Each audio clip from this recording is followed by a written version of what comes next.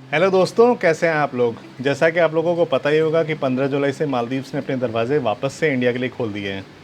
तो अगर आप अपना ट्रिप प्लान करने वाले हैं मालदीव्स का, चाहे वो बजट में हो या लग्जरी हो, ये वीडियो आपके बहुत ज़्यादा काम आने वाला है, क्योंकि इस वीडियो में मैं आपसे शेयर करने वाला हूँ कि मालदीव्स आप कब जा सकते हैं, कैसे जा सकते हैं, कहाँ रुक सकते हैं, खाने का क्या हिसाब किताब है, इंटरनेट कैसा चलता है, वीज़ा कैसे मिलता है। बहुत सारी जानकारी मैं मालदीव से जुड़ी हुई आप लोगों से शेयर करने वाला हूँ। और साथ ही साथ वीडियो के लास्ट में ये भी बताऊंगा कि कम से कम कितना खर्चा करके एक मालदीव्स का ट्रिप प्लान कर सकते हैं। और वीडियो को लास्ट तक देखिएगा, स्किप मत कीजिएगा, क्योंकि बहुत सारी मनी सेविंग टिप्स मैं बीच बीच में आप लोगों से शेयर करता रहूँगा, जिससे आप काफ़ी पैसा अपना मालदीव्स ट्रिप पे बचा सकते हैं।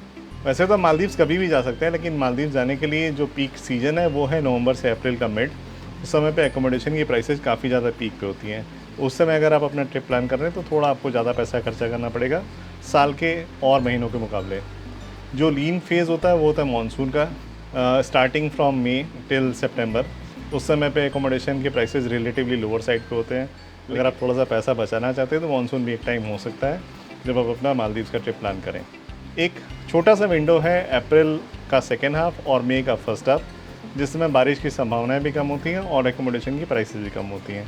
तो अगर आप इस विंडो में अपना ट्रैवल प्लान कर रहे हैं मालदीव्स का, तो मेरे ख्याल से सबसे सूटेबल टाइम यही होगा। मालदीव्स कब जा सकते हैं, इसके बाद आप लोगों के दिमाग में सवाल आएगा कि कितने दिनों के लिए ट्रिप प्लान किया जाए मालदीव्स का। मेरे हिसाब से 4 दिन सफिशिएंट होंगे एक जेन्युइन आइलैंडिक फील के लिए। कब के बाद हम लोग बात करते हैं कैसे जा सकते हैं। अभी फ़िलहाल जो ऑप्शंस हैं वो ऑप्शन है सिर्फ और सिर्फ फ़्लाइट के। सारे के सारे मेट्रोज़ यानी कि दिल्ली, मुंबई, बैंगलोर, कोची, इन सारी जगहों से आपको डायरेक्ट फ़्लाइट्स मिल जाएंगी माले की।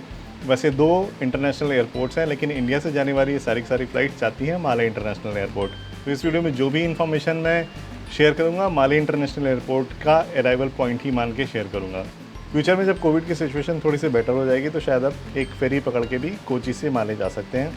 और साथ ही साथ कुछ क्रूज़ लाइंस भी थी जो कि वेस्ट कोस्ट ऑफ इंडिया से मालदीव्स का ट्रिप करती थी। वो भी शायद कोविड का सिचुएशन ठीक होने के बाद वो भी एक ऑप्शन आपको मिलेगा कि आप मालदीव्स फेरी या क्रूज़ से भी जा सकते हैं। फिर कब कैसे के बाद हम लोग बात करते हैं कि वीज़ा कैसे मिलता है। जैसे आप फ्लाइट से उतरेंगे, अराइवल हॉल में पहुँचेंगे, वहाँ इमिग्रेशन के बहुत सारे काउंटर्स हैं। सिंपल प्रोसेस है, पासपोर्ट लेके जाइए, अपना रिटर्न टिकट दिखाइए, अपना एकोमोडेशन की बुकिंग दिखाइए, आपको वीज़ा ऑन अराइवल फ्री में मिल जाएगा।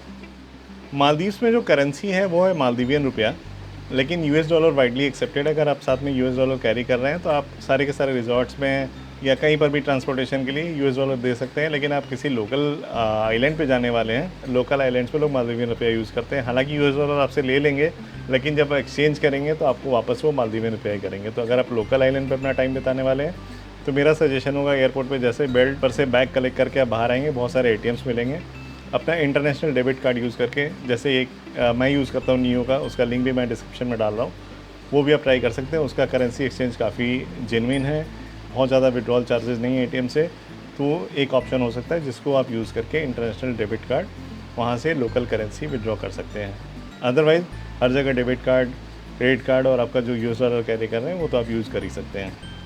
अब अगर इंटरनेट की बात की जाए तो जितने ही एकोमोडेशंस हैं मालदीव्स के अंदर, चाहे वो होटल हो, गेस्ट हाउसेज हों, रिजॉर्ट्स हो, हर जगह पे आपको वाईफाई मिल जाएगा। स्पीड भी डिसेंट है। लेकिन अगर आपको इंडिपेंडेंस है कि आपको बीच पे जाके लाइव करना है, फ़ोटोग्राफ्स वहीं से पोस्ट करनी है, उसके लिए अगर आपको सिम कार्ड की ज़रूरत है तो एयरपोर्ट पे जैसे आप बाहर निकलेंगे जहाँ पे एटीएम है वहीं पर आपको ओरेडू और डिरागू नाम की 2 टेलीकॉम ऑपरेटर्स हैं मेन मालदीव्स के, उनके काउंटर्स मिल जाएंगे, वहाँ से आप सिम कार्ड ले सकते हैं। हालांकि छोटी ट्रिप के लिए मैं सजेस्ट नहीं करूँगा क्योंकि प्राइसी है। डिटेल्स आपको लिंक में मिल जाएगी, वो चेक कर सकते हैं। अगला सेगमेंट काफ़ी इंपॉर्टेंट है क्योंकि अभी तक जो आपने खर्चा किया वो मैंडेटरी खर्चे थे। फ्लाइट का खर्चा आपका फिक्स है, लेकिन एकोमोडेशन और ट्रांसपोर्टेशन मालदीव्स में ऐसे 2 खर्चे हैं जिनको आप घटा बढ़ा के अपना बजट एडजस्ट कर सकते हैं। लग्जरी ट्रिप प्लान कर रहे हैं या बजट ट्रिप प्लान कर रहे हैं, ये सारी चीज़ें डिपेंड करेंगी कि आप कहाँ रुकने वाले हैं और वहाँ पहुँचने के लिए आप क्या मोड ऑफ़ ट्रांसपोर्टेशन यूज़ करने वाले हैं। उसको समझने के लिए थोड़ा सा आपको मालदीव्स की जियोग्राफी का थोड़ा सा आइडिया होना चाहिए। तो मैं ब्रीफ में आपको बताता हूँ। माले लगभग सेंटर में, माले इंटरनेशनल एयरपोर्ट, नॉर्थ से साउथ टोटल जो डिस्टेंस है नॉर्दर्न आइलैंड से साउदर्न आइलैंड के बीच में वो है लगभग 800 किलोमीटर की, और विड्थ में लगभग 100-125 किलोमीटर है मालदीव्स। मालदीव्स का जियोग्राफी समझने के बाद मैं आप लोगों से बताना चाहूँगा कि 2 तरीके से आप लोग ट्रिप प्लान कर सकते हैं। पहला ऑप्शन ऑफकोर्स है बजट और दूसरा है लग्जरी या लेजर ट्रिप।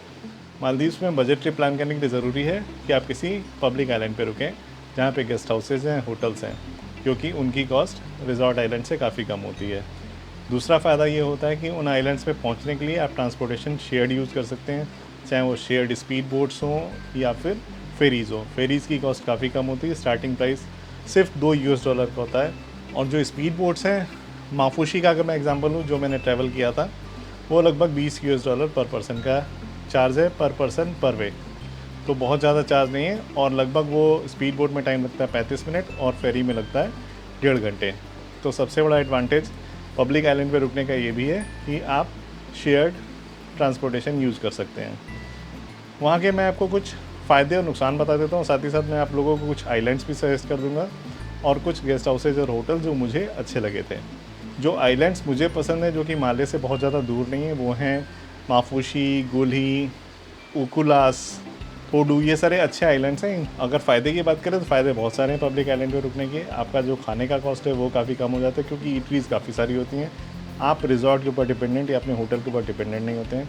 होटल्स में और ईटरीज़ में खाने का जो कॉस्ट है वो भी काफ़ी कम होता है with respect to private island resorts. और इसके अलावा जो फ़ायदा वो ये है कि वहाँ पे बहुत सारे एक्सकर्शंस होते हैं। एक्सकर्शंस में जो कॉस्ट है वो भी प्राइवेट आइलैंड रिजॉर्ट्स के मुकाबले काफ़ी कम होती हैं।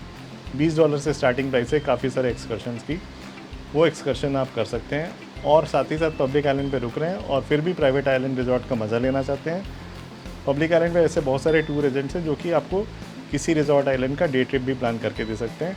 रिजॉर्ट आइलैंड पे जाना आना, पब्लिक आइलैंड से वहाँ पे लंच, कुछ ड्रिंक्स, वहाँ की सारी फैसिलिटीज़ का यूज़, स्नॉर्कलिंग गियर एक्सेट्रा, वो सारी चीज़ें इंक्लूडेड होती हैं। लिंक आपको डिस्क्रिप्शन में मिल जाएगा।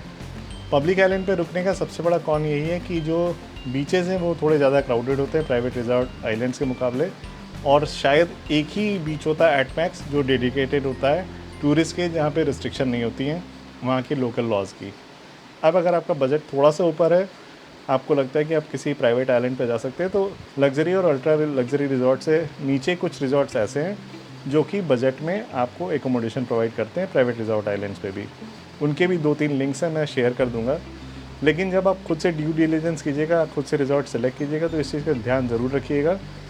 कोई भी एकोमोडेशन आप प्लान कर रहे हैं, कोई भी एकोमोडेशन आप सेलेक्ट कर रहे हैं, तो मैं सजेस्ट करूँगा कि गूगल मैप खोल लीजिए। यहाँ पे मैं आपको दिखा दूँगा कि आपको उससे आइडिया लगेगा कि माले से आप जो एकोमोडेशन सेलेक्ट कर रहे हैं वो एकोमोडेशन कितनी दूरी पर है।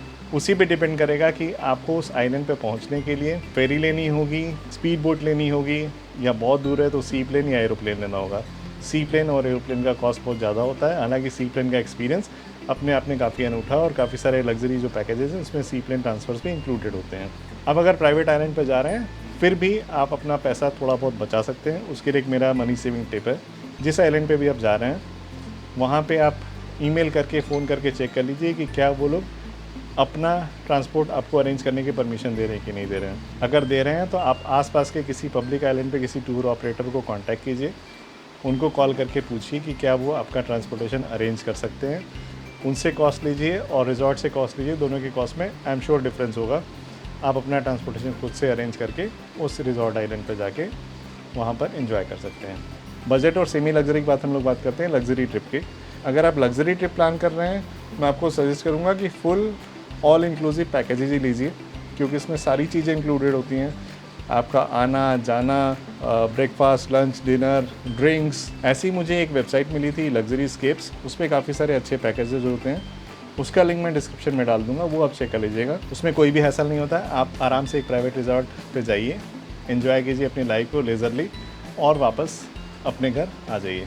अब अगर हम लोग बात करें खाने की, तो खाना काफ़ी ज़्यादा कॉस्टली है विथ रिस्पेक्ट टू इंडिया। तो खाने पे अगर आप पैसा सेव करना चाहते हैं, बिल्कुल कंजूसी से खर्चा करना चाहते हैं, तो अपने साथ फूड पैकेट्स कैरी कीजिए, या फिर पब्लिक आइलैंड्स पे रुक रहे हैं तो आपका थोड़ा पैसा वहाँ सेव हो सकता है, क्योंकि वहाँ पे कॉस्ट कम होती है बिकॉज ईटरीज ज़्यादा होती हैं। ये था टोटल जानकारी। अगर आप लोगों को लगता है कि कोई भी जानकारी मिसिंग है, आपको किसी इन्फॉर्मेशन पे और एडिशनल इन्फॉर्मेशन चाहिए, तो कमेंट्स में ऑफकोर्स आप पूछ सकते हैं। मैं कोशिश करता हूँ हर सवाल का जवाब दूँ। अब लास्ट और सबसे इम्पॉर्टेंट जो सेक्शन है इस पूरे वीडियो का, वो है बजट। मैं आपको बजट बताने वाला हूँ कि कम से कम आप कितना पैसा खर्चा करके एक मालदीव्स का ट्रिप प्लान कर सकते हैं। सबसे इम्पॉर्टेंट खर्चा होता है फ़्लाइट का ऑफकोर्स। अगर आप लगभग 1-2 महीने पहले प्लान करते हो, तो इंडिया के जितने भी शहर हैं, दिल्ली, मुंबई, बैंगलोर, कोची, जहाँ से भी डायरेक्ट फ़्लाइट्स हैं, ऑन एन एवरेज आपको 2 लोगों में, ये पूरा ही खर्चा एक कपल के लिए बता रहा हूँ, तो ऑन एन एवरेज जो फ़्लाइट का खर्चा होगा 2 लोगों का लगभग 40,000 रुपये का होगा।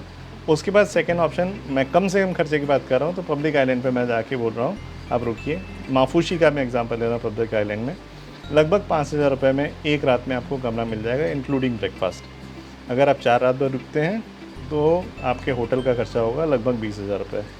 उसके बाद खाने में आपका लगभग अगर आप 8 मील लेने वाले हैं 4 दिनों में, अगर फूड पैकेट्स नहीं लेके आ रहे हैं, मैं कंसीडर कर रहा हूँ कि हम खाना वहाँ पे ही खाएंगे, तो मेरा जो अंदाज़ा है वो लगभग 4 दिनों में आप 15 से 20,000 रुपये के बीच में आराम से खाना खा लेंगे। इसके अलावा जो एक्सकर्शंस हैं, एक्सकर्शंस $20 से शुरू होते हैं। सबसे इम्पॉर्टेंट जो खर्चा होता है वो है एयरपोर्ट से उस पब्लिक आइलैंड तक पहुँचना। उसका खर्चा लगभग $20 का है पर पर्सन पर वे, यानी कि लगभग $80 का खर्चा। तो लगभग लाख रुपए, मान लीजिए कि लाख रुपए में आप एक 4 दिन का ट्रिप मालदीव्स का आराम से प्लान कर सकते हैं इंडिया से। ये था टोटल हिसाब किताब मालदीव्स का। उम्मीद करता हूँ आप लोगों को वीडियो पसंद आया होगा। थम्स अप करना प्लीज़ मत भूलिएगा, शेयर ज़रूर कीजिएगा अपने फ्रेंड्स एंड फैमिली मेम्बर्स के साथ। ज़्यादा डिटेल में इन्फॉर्मेशन चाहिए तो यहाँ पे प्लेलिस्ट है मालदीव्स का, वो चेक कर लीजिएगा। 2 साल पहले मैंने एक ट्रिप किया था, उसमें बहुत सारी आपको एडिशनल इन्फॉर्मेशन मिल जाएगी मालदीव्स के बारे में। बाकी मैं आप लोगों से जल्दी मिलूंगा एक नए वीडियो में। तब तक अपना ख्याल रखिए, खुश रहिए, मुस्कुराते रहिए, स्वस्थ रहिए। Bye bye.